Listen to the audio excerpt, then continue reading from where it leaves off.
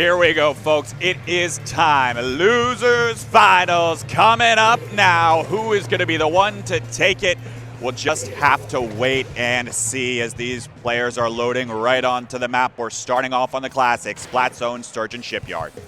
So looking at the comms here, I do see a lot of Ninja Squid, which is definitely to be expected. Something I saw a little bit ago was actually Leoto switching around weapons that they play. I see an Explosher coming out, and I'm seeing, the classic Q E-liter charger coming out as well. Already seeing plenty of trades, and be ready to see a lot of those as we continue moving forward in Splatoon 3. It is trades all over the place, leaving really the back lines the only ones up. It's going to mean that this, this first hold isn't going to be a lot, but it is going to go over to the favor of Big for now. As we see their Explosion, we see them starting to take hold here. Things like that Sloshing Machine are going to be dangerous on the defensive side. This Explosher with Leotos, I mean, this is exactly why you want to have Explosher on Splat Zones in particular. Just being able to reach over the edges and not let Sayonara come close to the zone. It's paying off so well for them. But what are they Sayonara going to start pushing in with? You see Zero hopping on this Crab Tank already. Now it's a Crab Tank fight. Crab Rave, everybody. But it's not going to be enough here for Sayonara to get back in. They have to find a way in, and they just have not been able to do it. There's not enough paint. Looks like one of the players was trying to go forward here, but still Big is holding onto the zone in a huge way. They might be looking for the 100-0 right here, right now, as it looks like Doc Q is now the one getting pressured. It's going to go down here to Leotos' Explosher, and they are not going to be coming up with much of anything. Joe trying to get something done here, throwing that Booyah Bomb down, trying to get into the zone, but it's just not fast enough. Big takes a 100-0 knockout in game one. I was not expecting that to go as fast as it did. I mean, they came out so dominant. I loved the way, the confidence, the positions that they were taking to win that. They were taking so many things to just continue that. Because again, the second that they started getting an advantage, we were noticing a lot of this is very defensive-sided overall, right? We're seeing that there's a lot of things that can apply pressure to your opponent sitting back from afar when you can comfortably control territory, control space, and there aren't that many pushing tools, or at least we haven't found them quite yet in this stage of Splatoon 3. Yeah, in this stage of Splatoon 3, everyone is still really trying to figure out, what are the specials that we need to be able to push back in. I feel like a lot of people are starting to really understand how defense works really well in this game, but, when it comes to offense and pushing in the specials right now in the game, like we saw in that match that we just watched, it's you kind of have to really think about how you want to do that and what specials you want to use.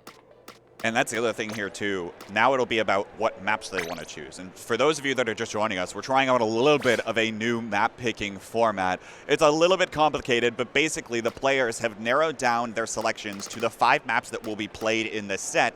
And now it's a matter of picking the precise order that we'll be seeing. So the first map that Sayonara is going to go to out of the pool of potential candidates will be this tower control map on Inkblood Art Academy. You have to figure both teams feel incredibly comfortable here.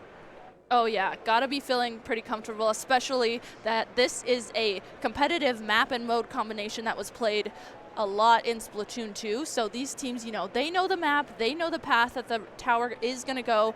It's just gonna be kind of figuring out what weapons and specials do they want to pair in particular. That might differ from Splatoon 2. What is Leotos doing? He's doing the hand warmer thing on his pants, or on their pants right now, excuse me, to try to warm things up, folks. It is a little bit chilly in here. It is. As it gets colder outside, the colder air continues, and it just continues to decrease in temperature in here. It is kind of insane, as we've been noticing, just to give you a little bit of a vibe in the room. But the other thing here, you want to know what else is cold? Sayonara. They're all super quiet over there. I'm expecting to see them come up, and if we start to see the momentum shift back in their favor, it could be what exactly the click and the spark that they need. So looking at the comps coming out here, we still see Q on that E-liter, and then on the other side, this is what I was talking about. Leotos actually does play Squiffer and is known to play that Squiffer. So switching from that Explo to the Squiffer. Other comps and weapons, though, are looking pretty similar to what we previously saw. Pretty similar here, all the same. And now we'll see what exactly it converts into. Sayonara taking the first punch here. Now that Killer Whale 5-1 coming out, trying to push some members up back here. But they have to be careful here as we've got a Trizuka at the ready. Now trying to launch this one forward along with the Booyah Bomb here as well. Trying to catch off some of these members of Big, but a Booyah Bomb comes in trying to stall out and slow down this push. doesn't matter for the time being. It's a 2-down situation for Big, and it's looking like Sayonara is going to be able to maintain this push, start to take a little bit of control of Plat, but no, actually got to take care of Bats first, because there's Leafy able to get that one on a Kyo, trying to continue to stall this one out. This map and mode in particular is so interesting because it differs from Splatoon 2, where you can't climb up that left wall to get onto the Bats area, which is that back area. So this is making these pushes a little bit slower as we're seeing that, but Sayonara is doing such a good job at slowly pushing the tower, making sure that they are grouped up to get in a position to push. Oh no, that wave breaker right down there on the ramp. It's going to get broken as the tower runs over here, but it doesn't even matter because already Sayonara has plenty of control of Plat. They're already starting to take the advantage known towards these Bats as well. Q trying to get a little bit more work done here on this E-leader, and is outranging Leotis' Swiffer by a mile. Leo just cannot quite seem to find an angle back in here. Finally pops that bubble on the top side, trying to fend off some of the members. There's Sun, gets that trade in the bubble, and now Q is trying to shift focus. It is going to be taken down. So finally, the defense is going to come through for Big here with a 3-down situation, but Sayonara down to 23 this early. That is an impressive mark. What? Yeah, definitely a really, really impressive mark. I mean, within the first minute of the match, getting it all the way down to 23 points, especially coming off of that first game. You know, maybe they got the confidence boost that they needed. This is the map and mode that they picked, so you can see how comfortable they really are on it. And it's all coming to fruition here. Now Leotos popping this big bubbler again, and it's impressive to watch just how much this big bubbler can start to change the way you're playing the map, because normally you'd be able to just challenge Leotos there, big bubbler goes up, nope, all of a sudden your options are so much more limited, and Big is doing a good job of taking a lot of control of mid before deciding to push this tower, and now they're getting this delayed 3-down situation. It should translate into this tower being able to get it moved, but they still have a lot of work cut out for themselves as they approach these checkpoints. Yeah, this is where we saw Sayonara in the beginning. Q getting a really nice snipe there on Leafy as Leafy tried to start pushing up for Big. We see Q also getting this pick onto Henry. So I love the way Q is just sitting back and letting these players come to her. So that way she can just hold this defense down. Leafy and Henry really trying their best to go up for more, and there are finally some of the screams coming out from Big as that one's going to come in for Leotos. They're going to clear past the second checkpoint, and now they're going to start to approach this third checkpoint if they're not careful, but a very nice drop comes in from Zero. That big bubbler is going to come up here, try to stall out, and there it is. Finally the wipeout comes through for Sayonara here as again we hear more screams. Suddenly there's a defensive hold. Sayonara feeling a little bit more confident in themselves. Still plenty of time left to play though. Yeah, Sayonara, like you said, still has the lead here, so they have the mid control, which is really important for them. You need to make sure that you stall out the mid as long as possible so the other team can't get into mid, but this flank coming in from the left side is going to completely disengage Sayonara right now and start getting the tower to push once again for Big. Well done here by Leafy. Now this killer whale, 5-1, comes out, trying to spot out some of the members on Black here from Sayonara that are holding this true for the time being. There is plenty of blue ink in this area, and they could be anywhere. That's why you see the point sensors coming out here, trying to find these members, because they're doing an excellent job of being elusive for the time being. Very nice, though, coming out of Leotos, able to find one. Now is going to be looking to try to translate this into more. Big bubbler going up on the tower a little bit early, in my opinion, here, as they're starting to push around. They're going to have to clear this elbow, and now we're starting to see more specials come out. Crab Tank as well from Henry. Watch how much space this is able to control, but they're still not watching Bats. These members from Sayonara have been dropping down from there all time, charging on the Booyah Bomb, now able to throw that one on the tower as chaos is continuing to ensue. 38 seconds here left to go here as one goes down, two go down for Sayonara. They've got to come up big here, but Zero's going to go down here as well. Now Kyo moving forward here with Leotos on the backside, supporting Kyo, able to find Q on the front lines here. That's a 3-down situation. That's almost a wipeout. They're approaching the checkpoint right here, right now, and they're potentially even going to take this lead here. Big is going to take the lead with just 20 seconds left to go. They're going to be looking to continue this even more as another big bubbler goes out on top of the tower. There's the wipeout, and there's the knockout. Big is going to go up 2-0. Wow, what an amazing comeback from Big there. I mean, Sayonara was playing it so carefully, so smoothly there in the first half of that, and then suddenly, I feel like it was once Leafy got that flank around the left side, it just, all of a sudden it just took a turn, and the confidence, the aggression that Big had really, really showed through. It is impressive to watch how Big has developed over the course of the day today. We were seeing earlier, a lot of the times, even in the past few sets that we were watching, some of the members just weren't quite on the same page. But now, the more sets they play, the stronger this pickup is getting as they start to realize the ways that they need to work around one another. You'll notice how much Leotos was going over to the objective with that Squiffer, with that big bubbler, able to set that up and able to continue pushing that forward. And then also, Kyo realizes that he wants to go in super far, and the rest of the members have to try to account for that and try to allow avenues for Kyo to get back out. That's one of the reasons why Kyo was as strong as he was on FT Win, was because Shaq and Bursey were able to paint the floor and let him get out. Let there be that escape route as well.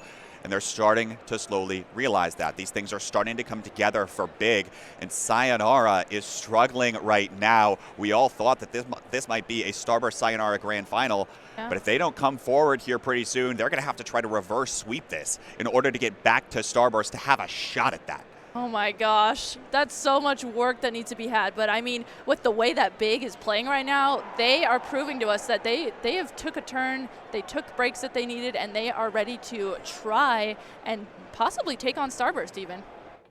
But now, one more pick, kind of. It's kind of a pick. It's really a mode pick when you think about it, because the maps were kind of balanced around.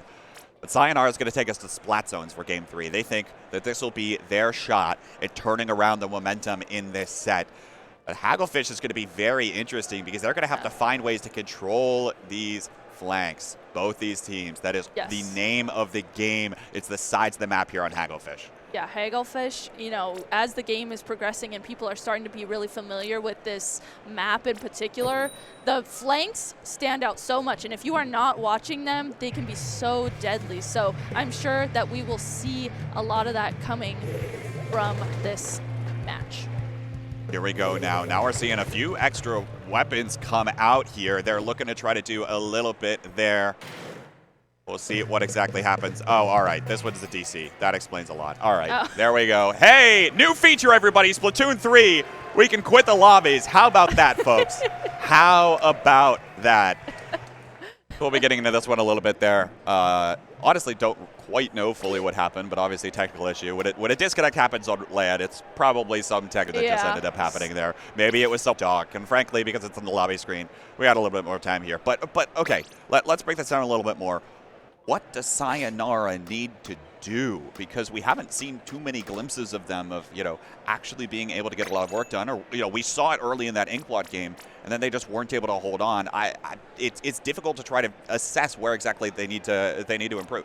It is really difficult to assess. I mean, one thing that stands out to me with these two teams is the aggression that Big has, and the way that they're playing is just super aggressive, and it's really working for them. For some reason, Sayonara can't figure out what to do to counter that aggression. Sayonara plays a bit more passive. They take their time. They make sure that they are going to have specials ready to push, and I really like that about the way they play. It's just when it comes to, taking on aggression, they need to figure out, maybe it's a player that is causing them trouble specifically. Maybe it's, a certain special. So, it's going to be interesting to see going into this game in particular what that is. Sayonara has to find a way to regroup. They have to find a way in order to take a lot of these fights with multiple members and with a squid advantage, right? That's really, I think, a lot of what this game is going to end up boiling down to, at least in the early stages of us figuring out what Splatoon 3 looks like. We're seeing so many trades, but the more times that you can convert those trades into like 2v1 victories, right? So now you're able to actually take out your opponent, and it's not just a trade back and forth. We'll see what happens here. We're back on the traditional weapons, tried and true here for these players. And now this one will count. This one will count, and looking at the comps, the only main switch up I see is .Q actually switching over to the regular charger instead of E-Leader. So right away, both teams getting to the zone here. Zone is instantly capped by Big, but Sayonara is right here. Jared here on this right-hand flank is paired up really nicely with their teammate, able to get that flank, and now hopefully Sayonara is able to get in a position to cap the zone. Look at how much pressure this Crab Tank is able to put out and how much additional effort it's able to put forward without having to be that vulnerable. That's the main thing about this Crab Tank here that's able to be so strong. It's able to support those teammates. But now already we're noticing on this side, 3 down for Big. Make that the delayed wipeout. Sayonara now finally has an opportunity to move forward here. They're going to be looking to try to take this lockout. Look at the positions they're already taking. I love the positions that they're taking. You can see they have someone watching the left side, someone watching the right side, and then also 2 people in the middle. I love that position because there's multiple avenues where Big can come back into the zone, and it's paying off really nicely for them as they already got the Explo. Leoto's down, and they are just doing such a good job at holding the zone right now with these positions. Well done by Sun to come around from Leafy. Leafy just could not have a drop angle there in order to try to move forward into that zone, especially after exhausting that 5-1. Now, with Sun able to come up there on that slushing machine, we're going to see the chaos that Sayonara continues to ensue in their enemy area, in their enemy territory, but it looks like finally we see one member stepping on forward here. That's Henry on the splash, able to cap the zone here for Big and buy them a little bit more time to come back in this game, as right now it looks like Sayonara is on the defensive scramble. Yeah, Sayonara trying to figure out how to regroup. They weren't able to cap the zone at least, so the zone is kind of in this awkward point where each team is able to just kind of poke at it, and paint it, and cap it. And right now, each team, you can really see these specials coming out. They're just both poking at each other, trying to see who can get the pick first to get a big push in. And now here comes that grab tank. Zero has to be caught off guard, has to respect the grab tank here. Booyah Bomb trying to make some space here, but it is not going to be able to outpaint this grab tank. Finally now, maybe there's opportunity to move forward here, especially with one of the members down. That was Leafy going down, who is immediately going to try to find their way to jump on back in here. But with Henry going up, he's going to get collapsed around here by Jared and Zero, who are now going to start moving forward for Sayonara. Leafy tries to approach here as well, trying to find this flank, but they are always watching. It's about controlling, it's about watching your flanks. It is going to mean that Sayonara is going to capitalize on those risks that Big was taking. Yeah, this is exactly what we were talking about when this match started. The flanks. Ooh, ooh, Q getting 2 nice snipes, just sitting in the zone, able to spot those out. I mean, the defense right now from Sayonara is amazing. You can see they know these positions they need to take. They know what avenues to watch to make sure they protect the zone. That hit from Q through that splash wall does not work on line. It only works on land. But here, we're starting to see if Sayonara can actually come forward here. Gets another one here onto Henry. They're looking to try to find a way back in here. And Sayonara now is going to be forced back on a way as that Killer Whale 5-1 is finally going to find its way onto .Q. But 13 ticks the timer left to go. It's going to go faster than seconds here. And with this member here continuing to hold down the area, actually, they might have found a way to get back in. And they do. There's enough ink on top of the zone. And now they're going to be able to find the picks to boot here in order to make sure that Big stays in this game. But that was dangerously close. Now Sayonara has to hold on. But it looks like they're going to here, immediately responding with that wipeout. Yeah, Sayonara instantly responded. I love, you could see they all backed up a little bit together and made sure that they crossfired those picks together. Teamwork like that, that synergy is so important, and we really, really saw it there, and we're especially seeing it each time they set up to take defense like this. Now another opportunity to try to find the defensive hold here. Killer Whale 5-1 going to place .Q here. So was Booyah Bomb coming in here, now trying to find a little bit more space here as Joe moving forward, able to find the 1 onto 0, and we see another member of Sayonara going down on the backside. That's Big, able to find the caps of the zone here. 60 seconds left to play, and Big still has their work cut out for them here, especially with the pace that Sayonara is playing, and especially with the teamwork that we've seen from them so far. We'll see if they can repeat it here, or if Big's going to try to steal another game away. Yeah, right now, Big, if you look up at the top left of the screen, is counting down 45, 44. They have no penalty points, and going into the last 40 seconds of this is kind of a little bit stressful. It was very stressful. Sayonara finally has their specials ready, starting to get a push going. Let's see if they can go into the zone and cap it. They do. They do. That grab tank put out enough ink on top of the zone, and that Trizuka and all of the rest of the specials were able to disrupt things for just long enough. Now, how long alive can this member stay forward here for Sayonara, trying to disrupt things even further? It doesn't matter. Zero is going to go down here. Finally to the members of Big, but stalled for enough time for some of the members of Sayonara to respond here, so Big is not going to have the defensive opportunity that they might want. Nonetheless, Leafy able to come up with 1 onto Sun here, and now with 3 seconds left to go, this is going to overtime here as well. Big is looking to try to make this a 3-0 quickly, but Joe's going to get very quickly taken out here. The bombs are going to start to come on in here. Sayonara just has to collapse around this zone like we've seen them do multiple times so far. The crab tank comes out here, but they have to be careful of the flank. The Joe is on this side looking to try to distract things. Booyah Bomb comes out and Sayonara takes the game. But folks, that was game 1. Oh my goodness. So Sayonara, oh my gosh. You know what? I'm at a loss for words, honestly. That was passion. That was. From Sayonara. You saw it in that pop-off. But that was their first win of the set. That was to stay alive in the tournament. Yes.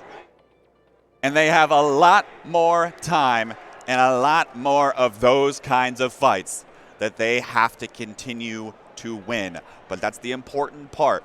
Who is it going to come down to that makes the clutch plays matter? So often in the past 2 games, we saw Big be the ones to push that objective, to find that play, to find that knockout in the tower control game. They were the ones that were able to take care of business. And now on that match, on that stage with Splat Zone's Hagglefish and the way that Sayonara was able to move around the map and set up that crossfire like you were talking about mid-set, they were the ones that played that objective beautifully. They did. The objective play, the defense, the crossfire, the synergy as a whole. I mean, you could see when someone was flanking Sayonara, instantly, 2 or 3 of them all went together to get that flank and make sure they got that splat. So things like that are so important to make sure you're listening to the callouts, you're listening to what your teammates are doing. And we saw that happen just then with Sayonara.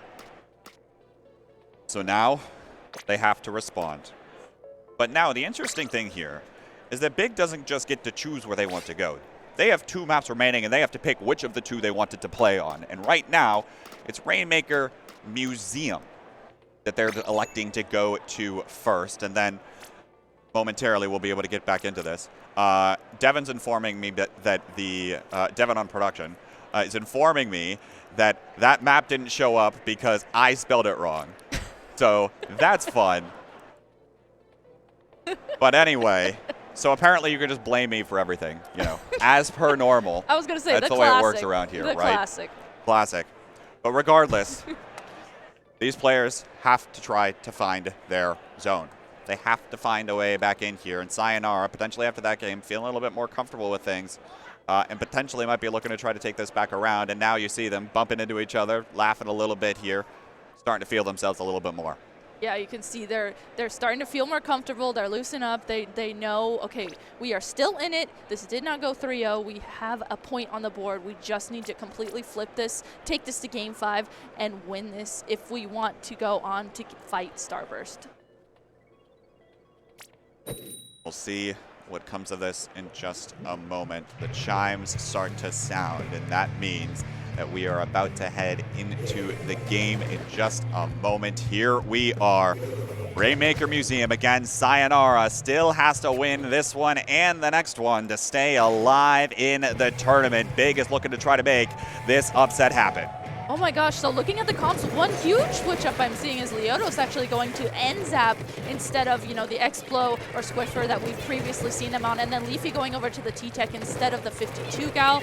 Q actually staying on the regular charger instead of the Elir, which she started the set with. Now, though, Tactical are already down here, potentially allowing the opportunity for Big to start making something big happen to kick things off. But we're already starting to see plenty of responses here come out from Sayonara. You saw that Trizuka as well pop, continuing to try to make sure that that space is known. And now Sayonara is going to be the ones to find the pop here in the mid control. And with a few specials online of their own, it looks like they might be the first ones to make a push here. Jared on this crab tank, able to take care of one there on that side. Booyah Bomb comes out here as well, but now have to be careful because of just how big this map can be. And that's going to be the wipeout with only one player alive on the map. Oh my gosh. I saw specials coming out, and then all of a sudden I wasn't expecting a complete wipeout and then just one player left alive. And I love that they were able to get jump-ins for their teammate, instantly grabbing the Rainmaker, instantly starting to push it. You see this Trizuka come out here and try and assist the push, but not many points put on the board, at least getting to that first checkpoint though, which is really important. Very interesting play there from Big to actually just cut off further access points to that checkpoint, right? They decided to go for the back line. They decided to go and make sure that they couldn't continue the push after that checkpoint. And that's something that we didn't see in Splatoon 2, but now in Splatoon 3, with those checkpoints on Rainmaker, the play around them is going to be critical. But now, what'll Big be able to respond with? They're able to find the Rainmaker pop, and now the jumps are going to come in, but they gotta be careful of .Q there. Able to find one, and is going to be looking for more as this Rainmaker starts to approach. Rainmaker approaching, and with Q up high in this position, this is such a good position to be in. We see exactly why. She's able to get a snipe on Kyo, which is really important. And now, with 2 members down on the side of Big, I mean, Sayonara is setting up really nicely here to get more of a push going on their side, get past this first checkpoint area. And already 2 down here for Big, but 1 slips through right past the sloshing machine here. Now the trade's starting to happen here, but it's in the ink back, so it's going to be very difficult. That's going to actually mean that it takes the trade here, but Sayonara might have an opportunity to continue pushing forward. Q backs up, finds this one on a Kyo, finds the one to approach as some of these members of Big are trying to swarm this Rainmaker, but it's just not going to be enough. Trades happening on that side of the map, but these members are slippery of Big all around in this yellow ink, but it doesn't even matter. Sayonara still maintains their presence, still looking to continue pushing this Rainmaker here, and now you're starting to see they might finally have the opportunity to do that with Zero and Sun moving forward, escorting the path for .Q with this Rainmaker, trying to decide which way around the spinner to take it. Looks like it's going to be met with more monsoons of yellow ink. This is such an intense checkpoint as we're seeing right now. The Rainmaker hasn't necessarily been able to get out of this right side of the map. We see specials constantly coming out, people climbing up like we're seeing here onto this middle portion of this right area, and just it's a nuisance and a big choke on this map and mode in particular. So Rainmaker actually is going to reset and now stay neutral for both teams. We're going to see who can get to the Rainmaker first. Sayonara, though, has a lot of really nice mid control. So much. There's so much purple ink in the area, and Sayonara is going to use it as another opportunity to push the Rainmaker. They might as well. There's 90 seconds left. Still anything can happen in this game, but it looks like finally trade's coming out. Joe's going to be able to find that one with that sloshing machine standing true. Now looking to try to get something else done here, but that Trizuka is going to get taken down on the top side here. Potentially another opportunity for Sayonara as they've got a 3 versus 2 on the map right now. That Rainmaker still sitting back, though, is actually, it looks like they're electing not to push until they feel 100% confident. Continuing to stall it out around this area is going to be beneficial for them, because it's going to make sure that there are just less opportunities to get approached from. But now we're starting to see this come forward. We're seeing the collapse happen around this Rainmaker, and now Big has control of the objective, but not before Sun is going to be able to put a little bit of a damper on things. It's only 3 members up. Only 3 members up on each side right now, though. Looks like another member of Big does go down as they are starting to push the Rainmaker. They have so much ground to take up if they want to get to position to be able to push the Rainmaker even. Q, though, able to just take on that snipe and completely stop that Rainmaker push from happening. So with only 20 seconds of remaining of this, I don't know if Big will be able to get the mid control, the specials, everything they need to get a push going. Here we go, Brio Bomb coming out here, but that Crab Tank's gonna sneak on away. You're seeing Sayonara focus their attention, focus all of their eyes towards this Rainmaker, looking to make sure that they have enough ink in the area, and that's going to be the case. It's 2-9 situation now, the Rainmaker's gonna reset. Will the pop go to the favor of Big? It will. 2 seconds here, left to go, as one of the members is starting to step on forward here. It's just gonna be 1 member of Big there. Sayonara is gonna send us to a game 5. Wow. I was saying it right before this. I was like, okay, they know they need to get to game 5 to take this, and you can see something flipped in the middle of this set, and they have the momentum, they have the passion that they need, and it seems like they almost figured out something within Big's comp that they needed to counter, and it's really working for them. Sayonara looks so far, especially when they are on LAN, like they are such a momentum-based team. When they're quiet, when they're reserved, when they're nervous, when they're not feeling themselves, all of a sudden, they're not going to be able to perform. But when they start feeling themselves, when they start getting the clutch defenses that they need, when they start feeling more confident in their gameplay and their ability, they're going to be able to come together as a unit and play the game to a higher level. It's all about that teamwork. It's all about trusting. It's all about coordination. And that's exactly what Sayonara is starting to demonstrate here. But Big has one last shot to try to take a chance at Starburst. Sayonara had their chance earlier today. They're looking for their second, and the final map will be playing Clamblitz Hagglefish. Clamblitz Hagglefish, and I'm really interested to see we've seen the versatility coming out of Leotos in particular. Of course, Henry, Leafy, and Kyo have pretty much locked in the weapons that they play, and they play them very well, very confidently. But Leotos, trying to figure out, hey, maybe this weapon works better against this comp in particular. Hey, maybe it's this weapon. And you can see them really trying to figure that out and trying to figure out what they need to do to be able to beat Sayonara. Going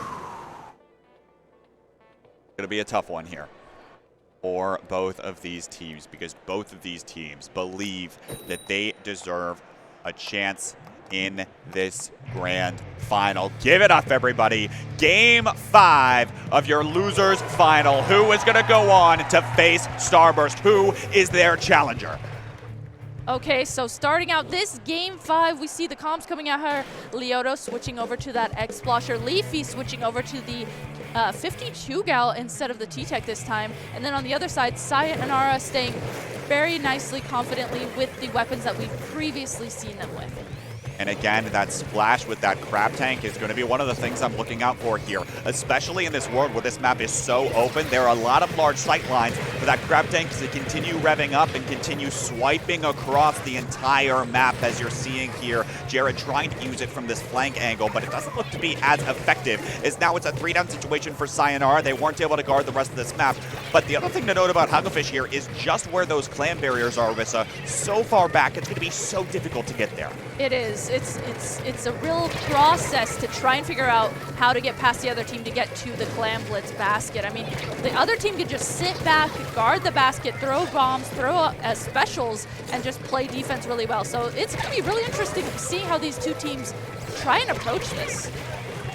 And that's the other thing here, too, is that you have to find a way to win 2 fights in a row, at least. And here it is, finally. Wipeout coming through here for Big, and that's their second fight. They're able to take this one now into the barrier, and the question is, how many more clams can they unload? Doesn't look like they have any in their pockets right now, as one is going to, unfortunately, fall a little bit short. Now they have to go back, try to maintain their way to find presence. This is one of the difficult parts about the Clam Blitz push. Once you get in that first time, you have to find a way to simultaneously maintain the presence underneath the barrier, as well as going back to collect more clams. They're not able to do it this time around, and so Big is going to leave a little bit of a window open for Sayonara to come back. Sayonara here, making sure they call out. I love that you could tell they were calling out, hey, there's one person left here, hey, there's another person left here. They're doing what we've seen them do previously, group up together, team up, and make sure they go into this together. Right now, Big does have 2 members down, but I mean, with Leotos on that X-Splosher, able to just stall out their basket a little bit more and wait for the members of Big to respawn and get in a position to play defense. Look at how much space Sayonara was able to take. This is the kind of special play that you're looking for in Splatoon 3, but now will Big be able to respond as they start throwing some of their own specials out on the map? That crab tank, though, in a dangerous place, way up there on that canopy. I mean, how did it even get there from Sun here? Able to put out a little bit more effort here and trying to find a few more picks, getting a little bit of chip damage to some of these members, but nobody from Big is going to fall. Now all of a sudden Sayonara trying to step on forward. There's still plenty of green ink in the area, and with a crab tank of Big's own, it's going to stand true for right now. Big is going to shut that push down. Kyo here dropping on this ink vac and just trying to approach that. Unfortunately, Kyo there going down by that ink vac. What a really nice ending shot there from the ink vac also, and just making sure that they were able to capitalize on getting that pick. Now 2 members down on the side of Sayo. It looks like right now middle is just a bloodbath. Both teams are taking trades back and forth, and both teams are trying to get the upper hand, trying to get the clams, and trying to get this map control to figure out how to get a push going. Now it's Big with a little bit more at the middle of the map, and you're seeing the jumps come in here as well. Sayonara has to find a way to regroup here, find a way to play defense. And on the flip side, Big has to find a way to try to push in here, but now Sayonara already, this crab tank coming out here, trying to find a little bit more of this presence, trying to sniff out where Big might be trying to come from here, and now is able to find one onto Jared.